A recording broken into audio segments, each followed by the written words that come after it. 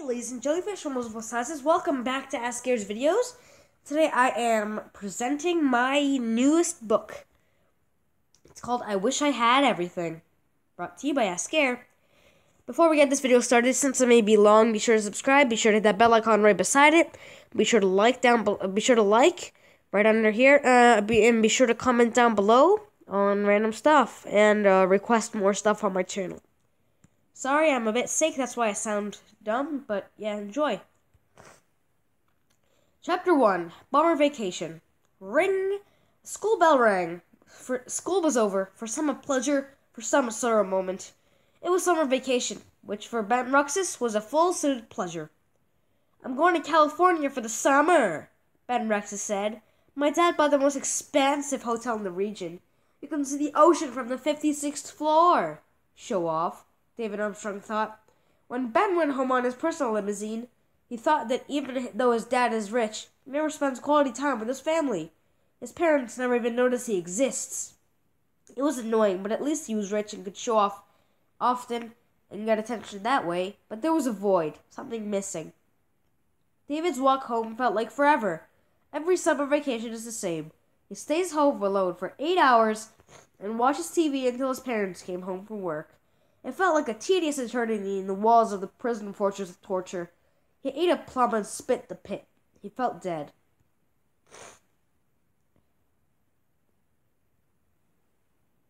Chapter 2, The Fantasy Life. Ben felt relaxed in the spa of the 6-star hotel by Stilton in California. He watched as his parents, completely oblivious toward him, were exercising on the treadmill, through the transparent glass between the spa and the gym.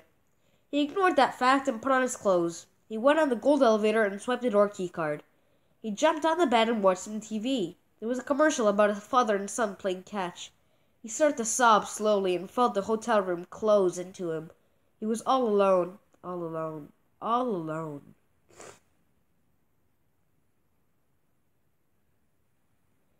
Chapter 3, Financial Trouble.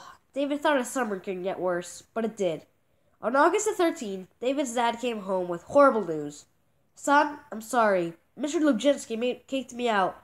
Those morons made me look bad in front of him. I'm so sorry, but until I look for a job, we're going to be homeless. David hung his head and shook his head. No, no, no, no, no, no, no, no. Why, Dad? I'm so sorry, David, my boy. There just wasn't enough money to go around. You see, David's dad divorced his mom years ago and only had one income. Every dollar had to be saved. But now, every penny had to be kept. Why, Dad? We were already very low income. Why? He repeated. There's something else you need to know, David. Mr. Lubczynski sued me for fake harassment. You see, those idiots at work, they lied about me. They stretched the truth. They told Mr. Lubczynski that I harassed them. We have to sell our house, as, if I go against him, I'll lose money and he'll fire me. We're selling our house to pay for it.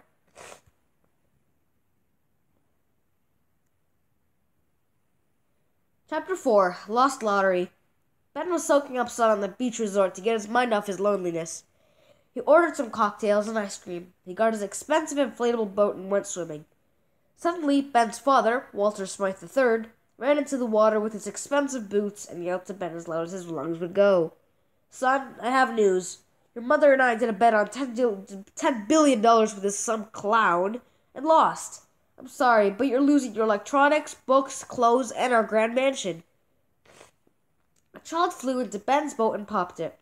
But what was really popped was his heart. He was homeless. The same kind of homeless he made fun of in school and in the streets. I'm sorry, man. I didn't mean to pop it, the little kid mumbled. You little twerp! He jumped on the kid with his priceless, soon-to-be-sold Speedo swimming suit. Chapter 5, Coincidences. David asked his dad, where are we going to sleep? The Buckingham Social Services Shelter for Men, or TBSS-AFM for short, his dad replied. 1 week later. Here we are, David's dad, Johnny Armstrong said proudly.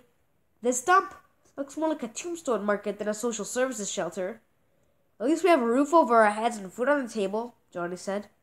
Well, look who's here, Father. It's Dave the Brave of the Fairy Tale Princesses. Ben came in right on cue. Ben Rexus? Here? I'm merely working here. Sounds ironic if you ask me. This'll end well, said Johnny. I'll get a donated charity popcorn, said Walter Smythe III. Chapter 6, The Tough Life. Ben and David never talked except little insults as they walked past each other. It was hard. They had to sleep on dirty beds and always drink soup. There were no TVs or electronics for Ben. No bikes or books for David. David sometimes wished to be home, where he belonged, with his low-income father and his crummy house. Why was it always him? The divorce, all the things he lost in life, and now this. Help me, somebody, he yelled across the beds at night where people were all sleeping. Sorry, guys. He heard a voice in his head. I am here for you. Wish for anything you want, and I'll make it happen. Chapter 7, Dreams. That night, David dreamt of a world where he had his mom, a better house, and not to be in the hobo dump. He dreamt of a magical fairy that flies around and grants wishes with its wand. You could have unlimited wishes. He was sad in his sleep. He shivered and shivered, and his dad was sleeping beside him. He jumped awake and stared blankly at the cobweb ceiling. The next day, he got up and ate his minimal portions. He went to bed early, wishing to dream of the fairy again. He dreamt of having a magical world, and he was riding a rainbow-colored unicorn. He was laughing so hard. Then the teen who worked there woke him up as he was snoring louder than an elephant. Every day was the same. Getting up, eating, drinking, sleeping. Then the voice got louder and louder. One day, he woke up and saw a fairy, with wings and a crown and a wand, just like in his dream. Hello, David. I'm Ted, your personal fairy. Chapter 8, Karma. Ben was very picky with everything in the social services place. I hate it. The minimal horrid food they give us, the disgusting atmosphere, the horrid odor must be dealt with. I want to be rich again. I miss showing off and wearing branded shoes to school and getting rides in my limo. I miss Peter. Oh, how I love tipping Peter in the limo. Such a nice driver and a brilliant soul. Now he's rich and we're down on the ground. He sobbed slowly for hours and hours. After a while, Ben went over to get a donated and smelly peanut butter and jelly sandwich he made. He bent over the table and grabbed it. As he walked past the meaty guy and spilled their straight strawberry jam and peanut butter on his donated shoes. He bent over and threw the sandwich. My shoes! First I lose my standard collection shoes, now I don't even have these horrid boots. Someone help me! Daddy, help me! Someone, please! He lied down on the ground and stared, and wept.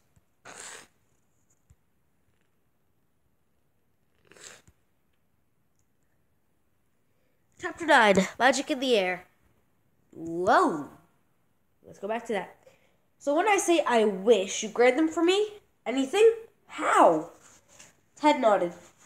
Wait, why do I need fairies, per se? Is there a rule or something? I've been watching you. You have very low financial standards. You have a divorced mom, no siblings, no simple things. Kids who need help mentally or physically, or who go through a lot, rough times, got fairies.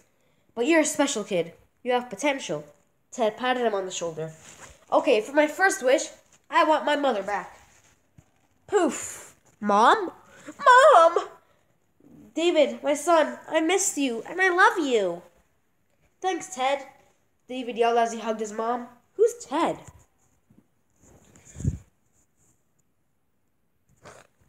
Chapter 10, Invisible Personality. Ted vanished. He vanished. Ted? Ted? David yelled across the social services shelter.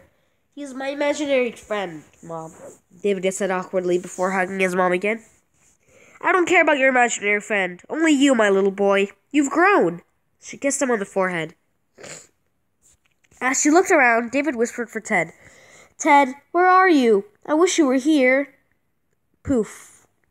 Quiet. I'm invisible and silent and intangible. So don't call for me. If people find out about me, you'll lose me.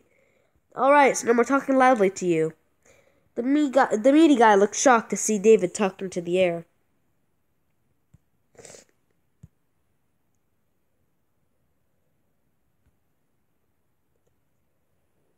Chapter 11, Regrets.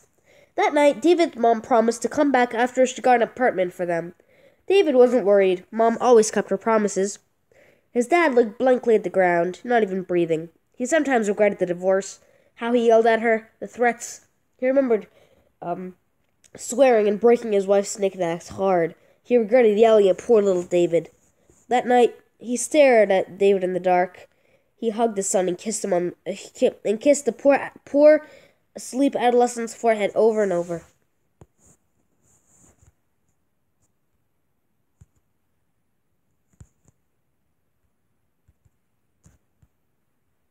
Chapter 12. Help. The next day, Ben was sobbing in the bathroom in the stall. All the men wanted to go in, but didn't, and all the women couldn't go in. David looked blank. He felt bad for David's change in lifestyle, and all he's gone through.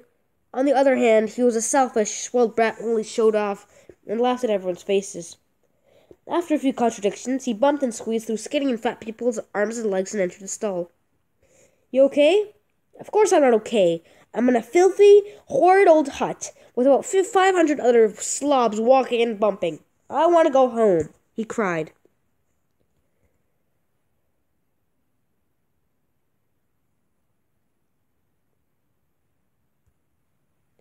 Chapter 13. Thinking. David stared at the ceiling for what seemed like an eternity. He thought about what Ben said. Dave, you okay, son? His dad whispered. Yeah, he nodded. He looked back up and remembered the radio lunchboxes, the priceless shoes, the autographs from famous people his parents brought, like Simon Cowell or Ryan Reynolds. He remembered the cars his dad drove to school with, the Bugattis and Ferraris, to later hit the gas so hard you could hear it from Jersey. He looked down under his bed to see Ben crying slowly under his blanket. David thought.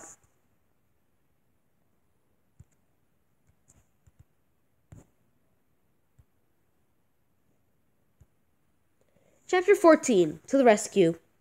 Ted, David whispered. I need help. Poof. Ted, come with me. He pulled Ted to see. You see, there's this kid, and he's Benjamin Watson, born on June 4th, 2005.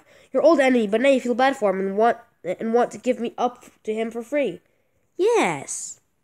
Well, David, I'm sorry, but I'm yours, and I'll miss you. I can't tell you, but something bad will happen if you lose me. I've thought about it a lot, Ted. I think it should be done. Goodbye, old friend. He took Ted's wand and opened a part and clicked the button. Hey, Ben. Here you go, friend. Poof. David lost all his memory of the moment in Ted. He was normal again. Chapter 15. The weird side of things. Ben's world. Was that David? Who are you? Ben cried suddenly. I'm Ted, your personal fairy. David was a pretty unfortunate kid, wasn't he? I guess. Well, you know, fairies like me are given to unfortunate kids with problems or troubles. David fit slightly into that category. His father lost his house and money and came here to the social services. Then he saw you, Benjamin. You were pretty miserable. You bullied him in school, yet he had the strength to give me up to you, because he cares about you. And now, his series of unfortunate events is just unfolding. Ben stared blankly to the ground, silent. Chapter 16. A series of unfortunate events, Part 1.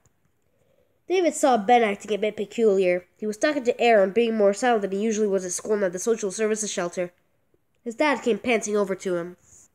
Son, I've called your mother on the shelter phone, and she won't answer. The officials say that He gulped down the words, too unable to breathe. She died in a car accident. He hung his head and sobbed silently. David looked simple. He was in another world, a beautiful, magical, vast world with cascading waters and beautiful rainbows. He opened his eyes. He was done. Chapter 17. A series of unfortunate events, Part 2. That night, David couldn't sleep. He couldn't tell if it was his darn stiff pillow or the fact that his true mother passed away just hours ago. He thought hard. Where's her corpse now? Where are they going to bury her? Did she get her house? Did she write a will? Is she really dead? She didn't believe she was dead, but he had to face the truth. Suddenly, he heard a loud clang! Ah! His bed collapsed with his dad on it. Thankfully, the people under the bunk bed were going to the washroom at the time. His arms and legs ached hard. Chapter 18. A series of unfortunate events, Part 3. After a long while, David and his father's arms and legs were healing thanks to the doctors there. A day later, David was walking and tripped. He hurt his arm again and yelled in agony. Later, more homeless people, hairy and otherwise, came into the doors. They were generally nice people. They'd do something wrong and lose everything people. The place got filled and louder. Food and beds were getting more scarce. Old people's beds were getting sacrificed for the new people. Beds were going like residency. David became more frightened about losing his bed here. As for his father, he was shaking like it was a negative 100 degrees in there. Eventually, David's father got called up. "Sir, your bed is being taken. Please leave immediately," the bored blonde girl said. "No, please, I have a son. Where will we go?" "There are some other places about 34 miles off west. Otherwise, you can always do what they did and make a little extra dough." She pointed at the new homeless people. David looked alone. He was ashamed and sad.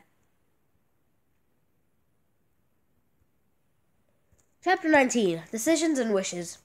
Ben looked sad. He had to help David. After all, David helped him. He deserved more. Besides, he was in more peril than Ben was times 100. He decided to finally use his fairy. "Ted, I wish David was fortunate. I wish his mother was still alive and his pain ended. I wish he forgot about this social services dump," Ben shouted in a whisper. "Now we're talking. But Benjamin, you realize that wishing his memory of the shelter was gone would separate us." "I know, Dad." For David.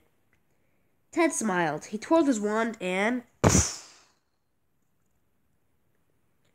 Chapter 20. The Best Epilogue. Ted looked down at Ben at the shelter. Ted felt bad, but he did it. Ben lifted and lost memory. He became richer and went to school and acted normal. His parents were nicer to him, too. Everything was peachy. "After you," Ben said in school at the door towards David. They were best friends. Everything was dandy. As for Ted, he became the head security manager and watched kids around Earth all day with their fairies. But sometimes, when no one else was looking, he looked at how David and Ben were doing. He felt proud of himself. He chuckled and said, "Kids." Okay, this is the heart illustration I went through. Okay, thanks for watching. This is brought to you by a.s.k.airytchannel. You can find the funny videos for a short time. I, by the way, illustrated and wrote all of this. So, yeah, kudos to me. I hope you guys enjoyed that. Be sure to stick around for more awesome videos and books. Be sure to check out my other book, I Am Nobody. It's in the playlist for books by a.s.k.airy. Yeah, thanks for watching. This is brought to you by me. I really liked what I did. This is my favorite book, by the way. This is my most enjoyed book. Sorry, it's take a while. And I'm sorry that I was sick, guys. I wish my voice was better for this video, but I was just sick and I couldn't do it. If you like this book. Be sure to comment down below on if you liked it or not. Be sure to comment on what you want me to do next. Or even if you want a plot, I can do a book on, and I can give you guys a shout out if you want. But you have to give me like a detailed plot, and I can make a story out of that. So yeah, thank you for watching. This is brought to you by a.s.k.airy. You can find the funny videos for a short time. Be sure to subscribe, hit that bell icon beside it, like, comment, and check out my other videos. This is brought to you by a.s.k.airy. You can find the funny videos for a short time. Peace.